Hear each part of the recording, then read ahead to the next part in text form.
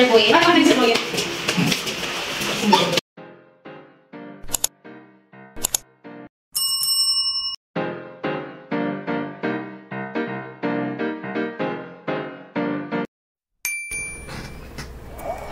This is the day! Yay! Finally, thank you Lord. At ito na po yung araw kung saan ita-turn over na po sa amin ng aming bahay. Nagpapasalamat kami sa Lord dahil na fully paid na din po namin yung down payment. At finally, ay matatawag na talaga namin ang bahay na ito. Dito po ito malolocate sa Amaris Homes, Dasma Phase 2. At ito na nga po kami. Naghihintay na din po kami ng mga taga-move-in services. At dito na nga din po kami ngayon sa lugar kung saan ita-turn over na ang aming bahay.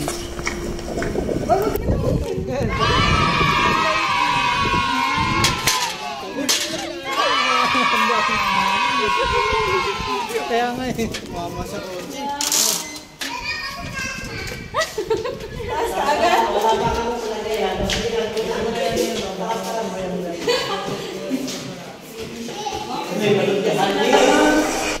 So, ito na nga po guys, na turn over na sa amin yung house and nasa amin na din po yung susi. Such a great feeling for us to finally have our own home.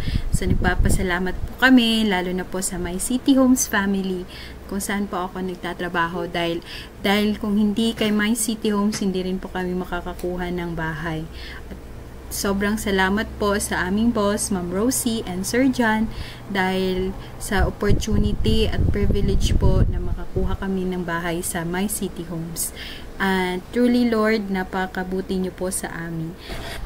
Nagpapasalamat din po pala ako kay Engineer Inigo na move-in engineer ng Amaris, na siya po yung nag-turn over sa unit namin, pati po kay Engineer Tito, aming PIC, Ma'am March and Ma'am Aisa ng move-in services, at lalo na po kay Engineer Boyet sa pakik. Sir, marami pong salamat. Thank you po sa pag-assist ninyo sa amin hanggang sa pag-turn over po talaga ng bahay. Thank you po. Praise the Lord po talaga. Sabi nga, when the time is right, I, the Lord, will make it happen. Isaiah 60:22. Truly, when you wait upon the will of the Lord, trusting the process and have all that faith in Him, He will never fail you. God sees your pure heart and intentions. That is why He will surely give it to you in His perfect time. Lalo na para sa pamilya mo. All the glory and honor belongs to you, Lord. Thank you for this wonderful favor and blessing to our family.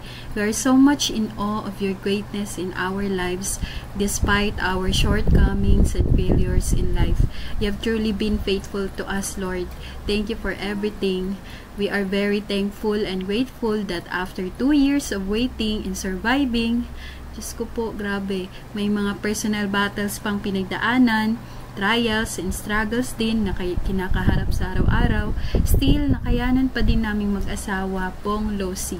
Sobrang salamat sa pagiging all-out na katuwang ko sa araw-araw. We have each other's back in times of challenges sa buhay, sa biyaya lang po talaga ng Panginoon. Also, we want to grab this opportunity to express our gratitude to those people who help us when we are really in need of help, especially sa mga times na need po namin ng tulong dahil sa mga di rin inaasahang pangyayari. But we pray that you will bless their lives even more, Lord. Maraming salamat po sa buhay nila na taos-pusong nanalangin din at tumulong sa amin. To My City Homes family na siyang naging daan para matuloy po ito, maraming salamat po sa pribilehiyo na maging isang empleyado ninyo upang makakuha po kami ng bahay. More power and blessings po and continued success po sa project ninyo. This is it. Finally, turn over na. Thanks be to God for His indescribable gift. Sabi nga po sa 2 Corinthians 9:15. Sharing our humble home that now we can call our own.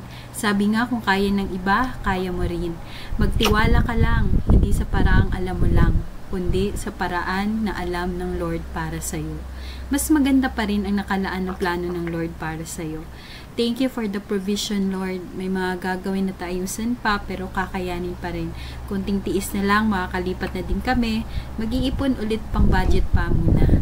Dahil naniniwala kami, ikaw pa rin, Lord, ang nagsusupply ng lahat ng mga pangangailangan namin. Maraming salamat po, Ama. Sa iyo lahat ang pasasalamat at kapurihan. Thank you for watching, guys!